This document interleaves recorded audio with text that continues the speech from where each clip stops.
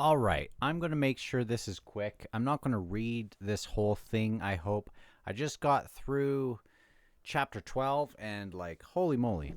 So I want to just breeze through some of these things because if you're watching this, you've already read this.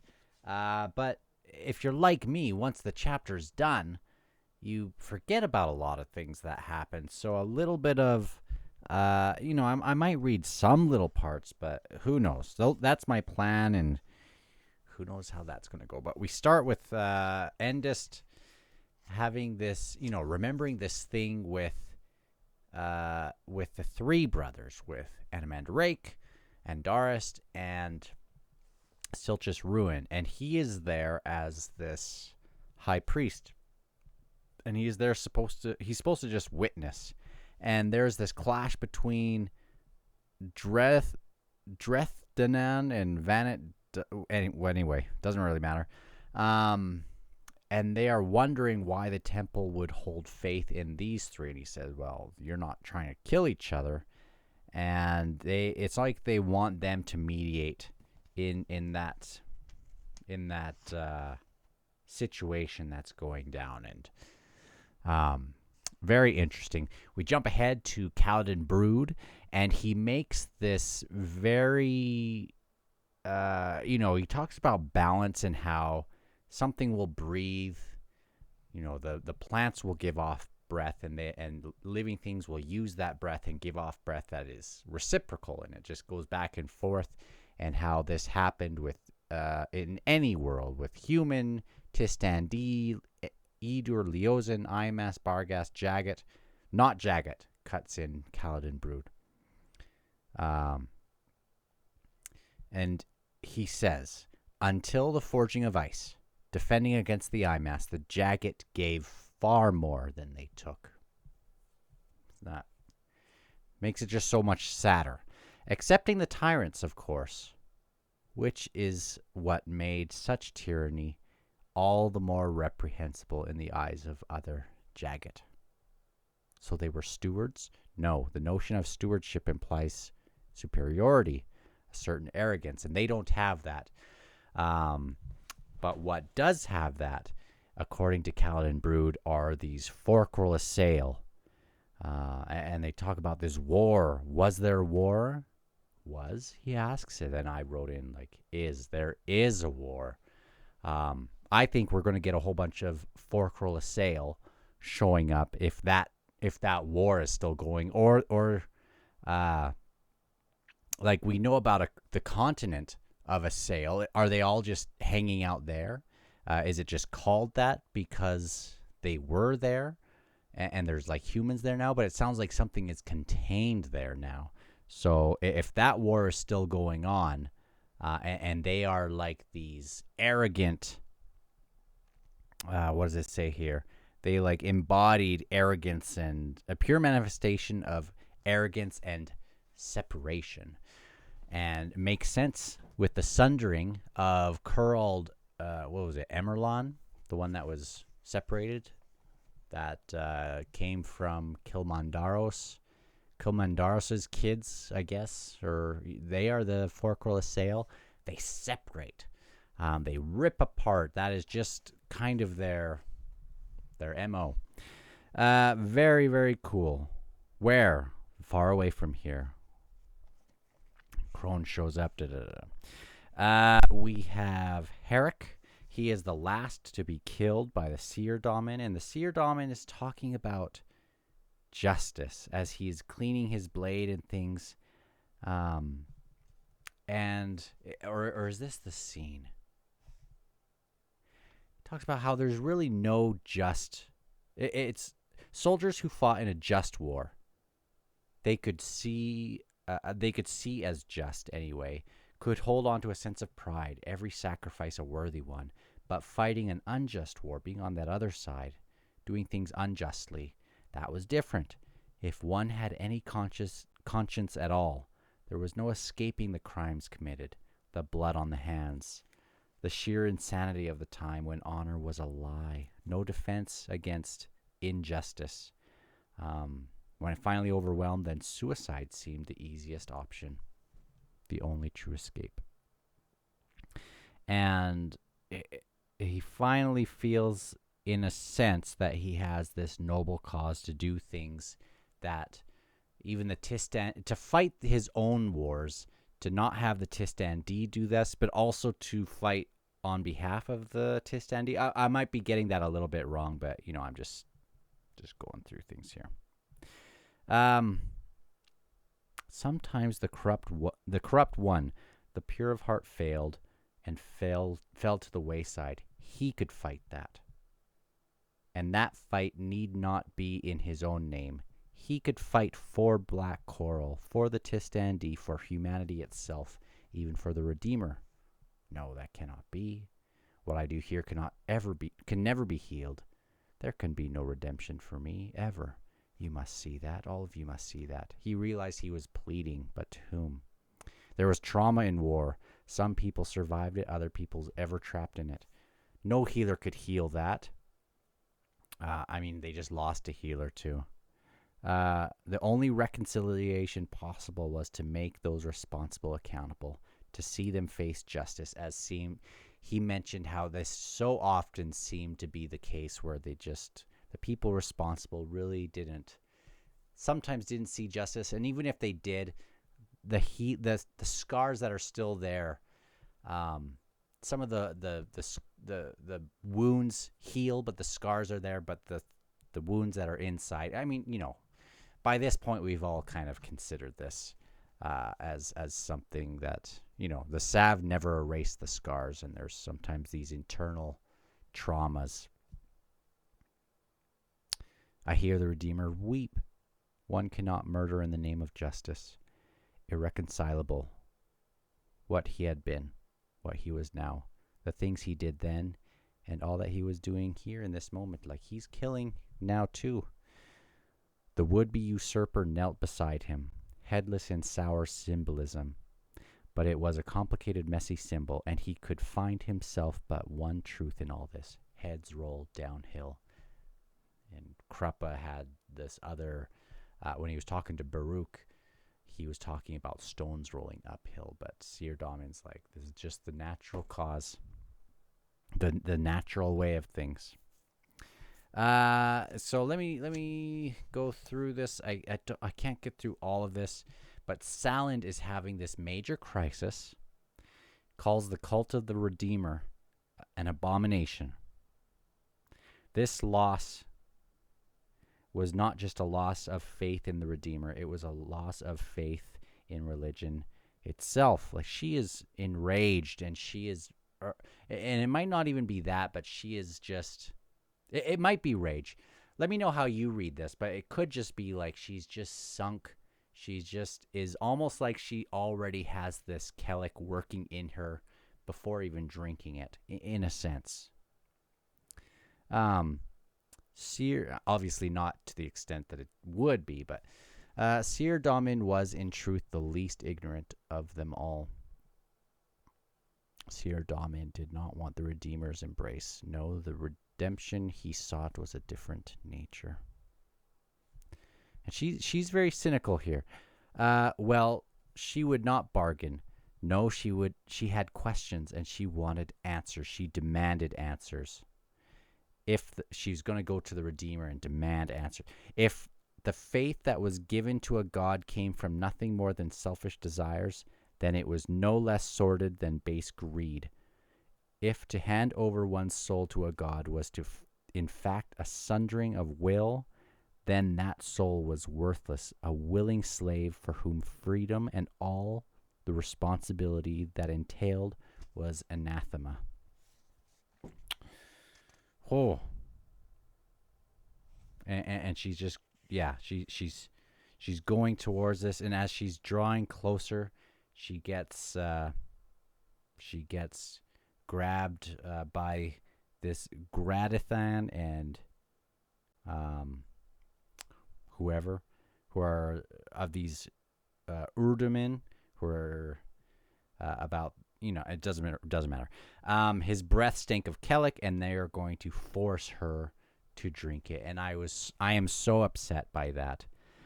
because I don't know how you wean off of this stuff. If you can, maybe once it's in you, it's in you. But um, man, it's brutal. And we have Spinnick, and Spinnick loves this girl, but I'm a little confused about why she won't go to him. But Seer Domin is going to go kind of to do this for Spinnick, to kind of go help. And I was a little confused by some of the motivations behind why Spinnick wouldn't go. That's something that you could maybe give your take on. It kind of went over my head a little bit. But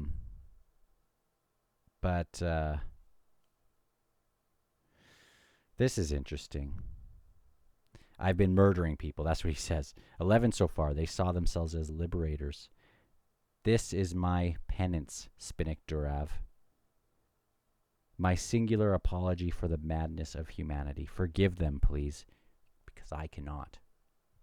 Like, he is so angry with these people that he was a part of them, but he is so angry by that, and he cannot forgive. But he is this tool of justice right now. Spinnick found a tightness in his throat that started tears in his eyes. You know, Seer Domin he seemed so different when they were first introduced playing this game. And Seer Domin was like the strength of Spinnick that he could lean on. Spinnick is crying. He's got tears in his eyes.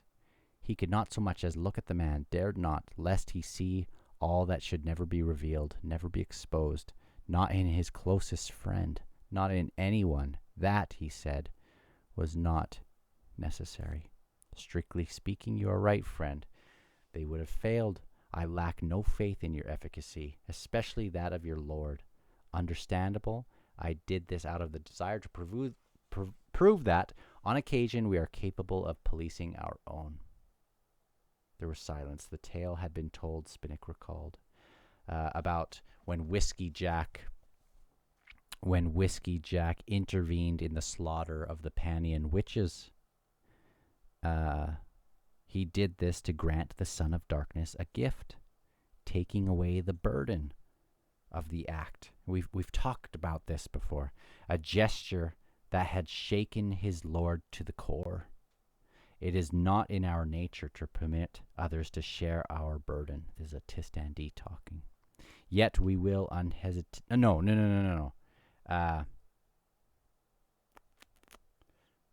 Who's thinking this, right? Anyway, yet, yes, it is not in our nature to permit others to share our burden. Yet we will unhesitantly take on theirs. And I know people like this. And then, yeah. So we get more of them talking about how Spinnick loves her, but he's just sitting there getting drunk. Dang. Samar Dev is getting really annoyed with how well Traveler and Karsa are getting on during all this. And it is days of this. They're exchanging stories, showing each other's showing their weapons, and it's kind of funny how well they're getting along. And they both are very critical, these two, about civilization, and how it does have the tendency to kind of make some of this gap that has been discussed in this series, making the rich richer, the poor poorer. Even though it's good for so many things, they both have this sort of cynicism towards it, and Karsa would see it just destroyed, which is kind of freaky because we have, at the end of this chapter, we have Kalor and what he wants to do, and it's hard to figure out. Like they both seem like we like Karsa, we don't like Kalor, But he's saying some crazy stuff. Gods, how often have I wished him well? This is Samar thinking. Even as the thought horrifies me, he would kill millions. He would crush every symbol of progress, from plows back to sticks, from bricks to caves, iron to stone, crush us all back to the ground. Traveler once again begins speaking. The first law of the multitude is conformity, and then civilization is this, it's a breeding, not a breeding ground for conformity, but it is a larger version of this. And it is this quote from, and they're quoting Duiker. So we know that Duiker already has all this cynicism and stuff. We get to this point where they are, the Nimander and this group, they're bringing Clip to this altar. They don't know where Calor is, and they go in, and it is this chilling, freaky thing where these creepy, almost like Tenniscoury, but much more like zombie-like, loosely holding their weapons, but then they're coming to attack. They're kind of herding them towards the altar, and then they all start attacking. And just like the siege of Capistan, they just begin piling up. Some of them are really into this. I mean, the Tistandi are like, hey, this is kind of fun. Others are like, this is horrifying. What is happening here?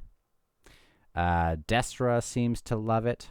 Skintick seems to hate it.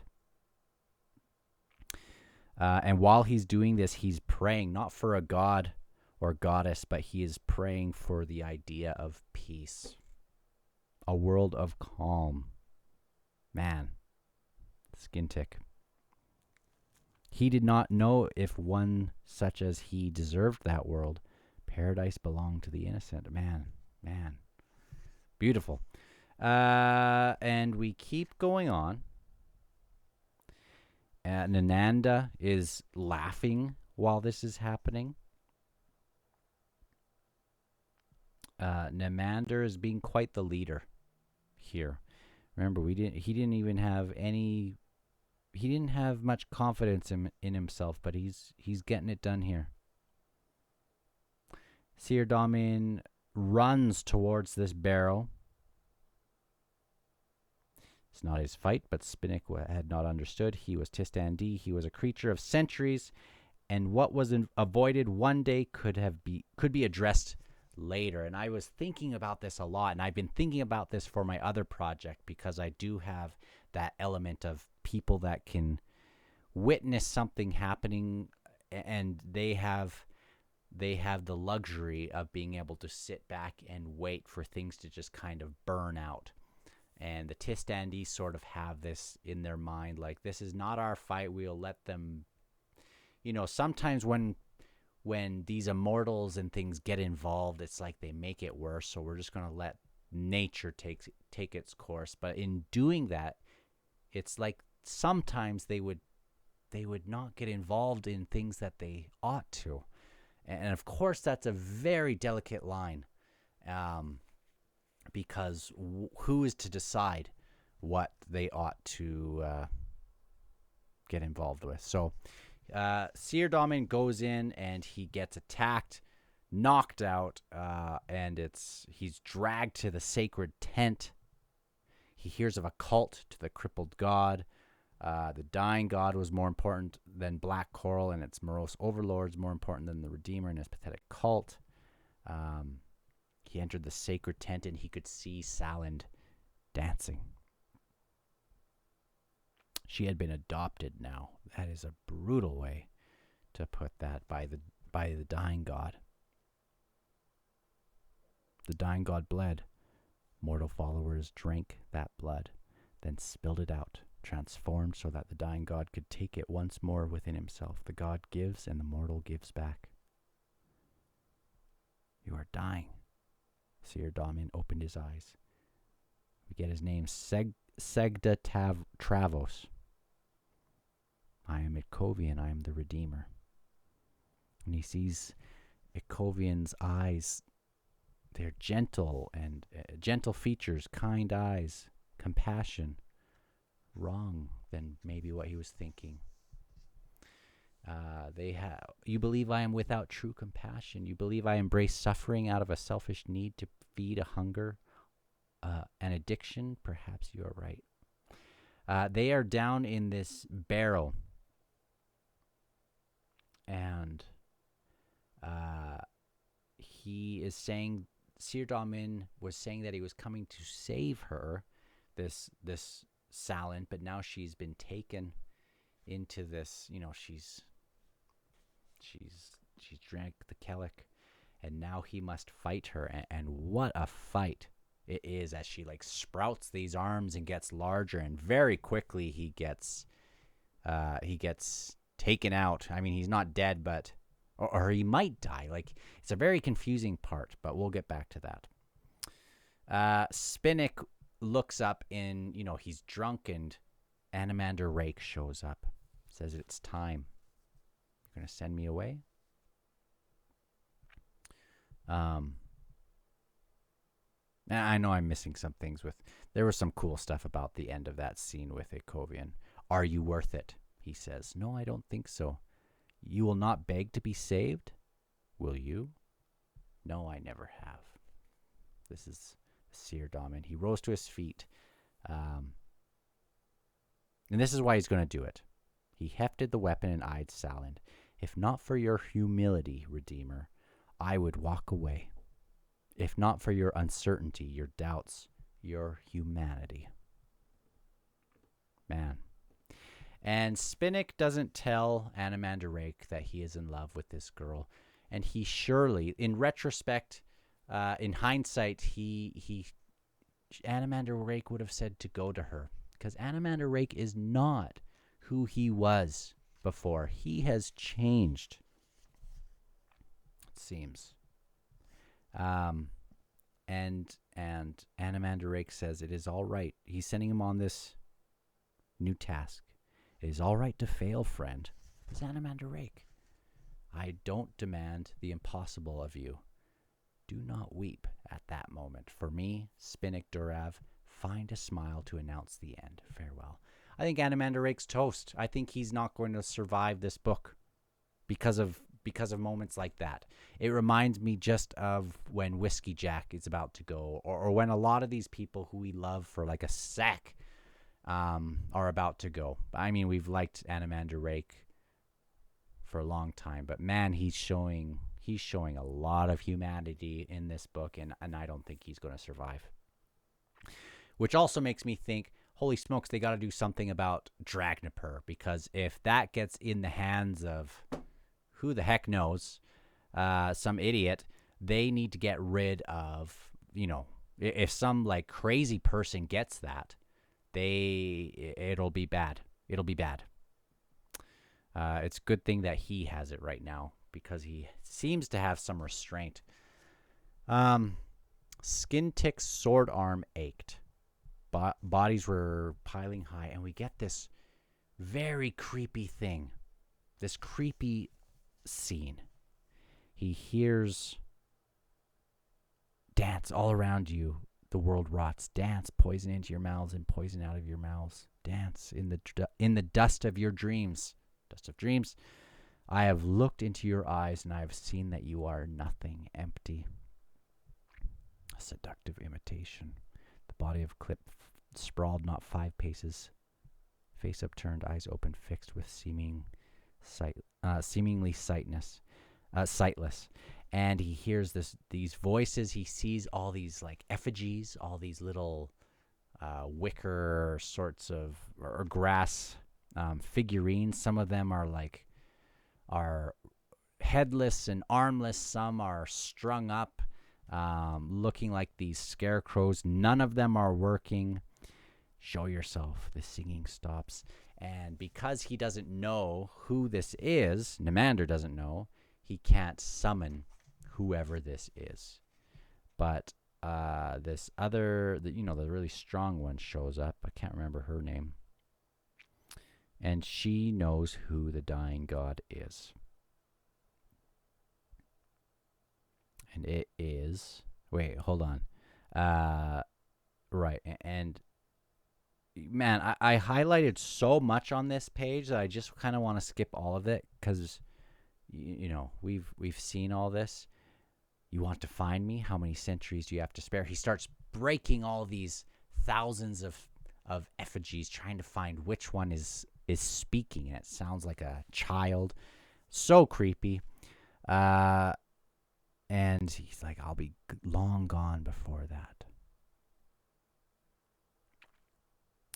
And I'll get back to that. I want to do it scene by scene, though. We'll get to that real quick because we're at the end of the chapter. Saland is really defeating him quickly, and then Namander lowers his sword. The dying god was right. This was pointless. Show yourself, you coward.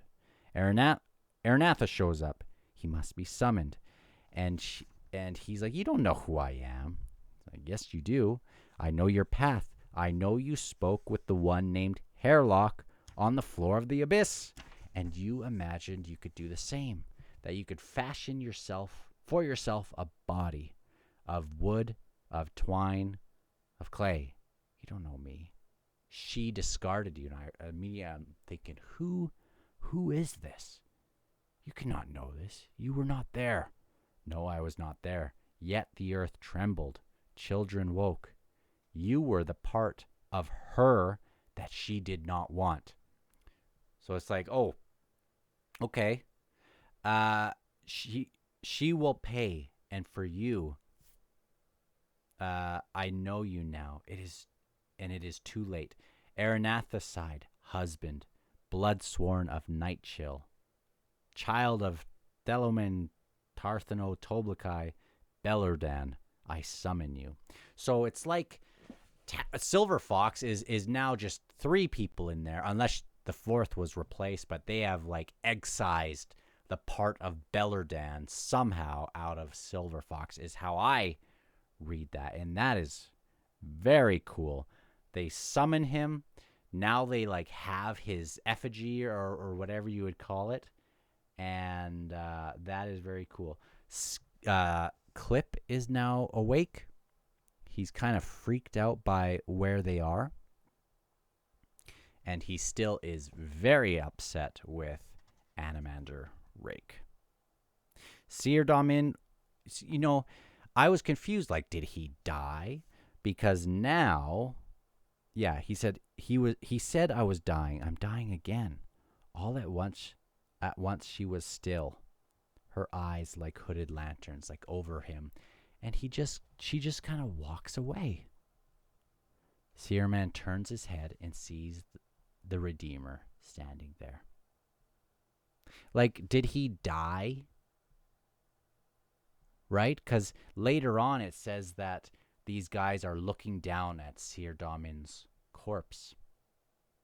What made you what you are? Seer Damin says. The Redeemer understood him nonetheless. I don't know. We may possess ambition, and with it a self-image both grandiose and posturing, and they are empty things in the end. Why did she leave, Redeemer? You can help, I believe. Can you wait? I might need you again. Like this, I cannot heal you, but I do not think you will cease, meaning like die or whatever. Maybe not. Yours is a strong soul, Seer Damin. May I sit down beside you? It has been a long time since I've had someone to speak to.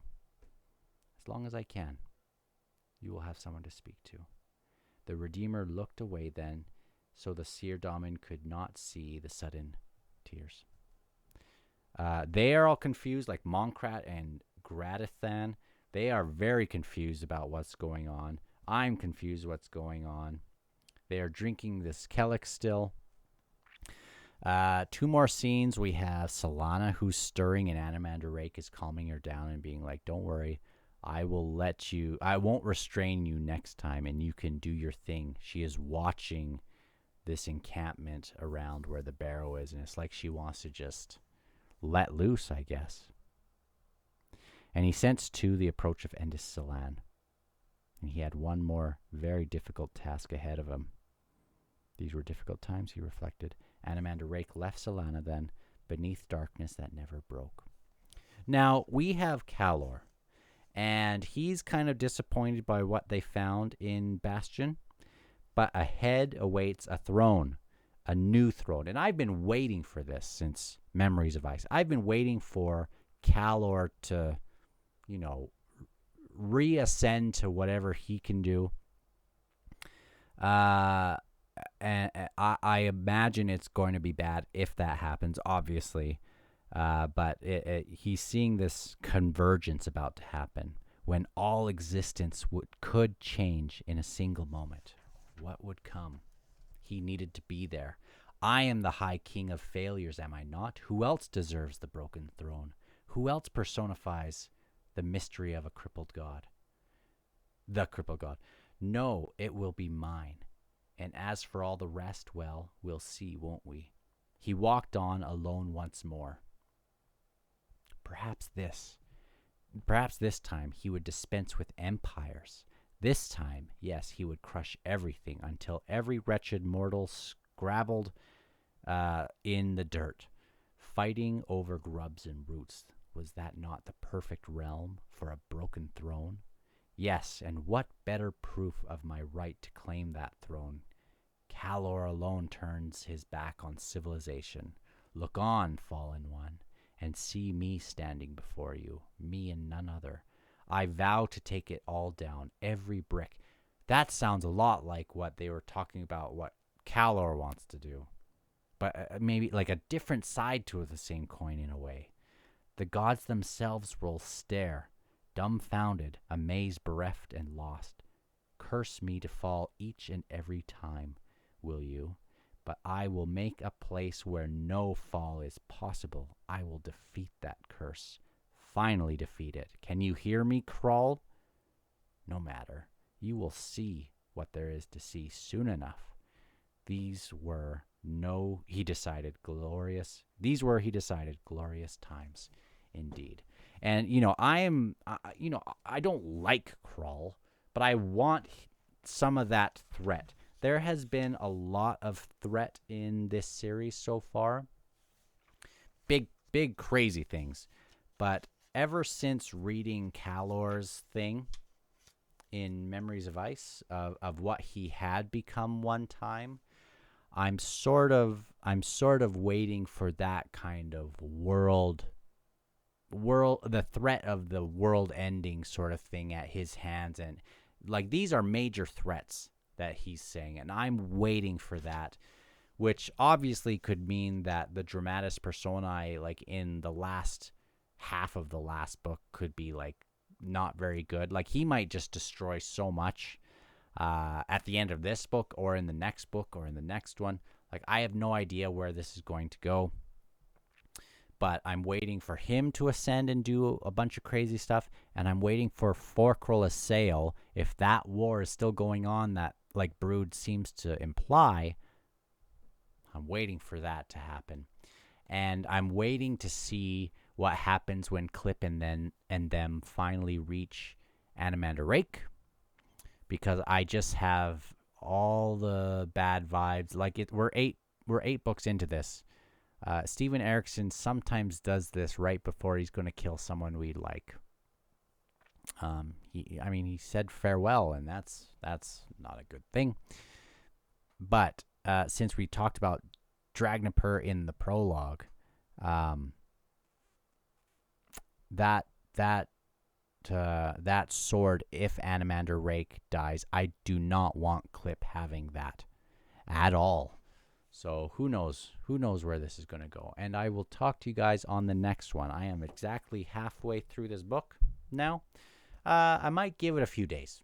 And I'm going to keep reading 3 Body Problem because I love that. And there's the buddy read going on. But I will talk to you soon. Maybe I will read more of it tomorrow. But I do think I'm going to give it a day or two. So talk to you soon.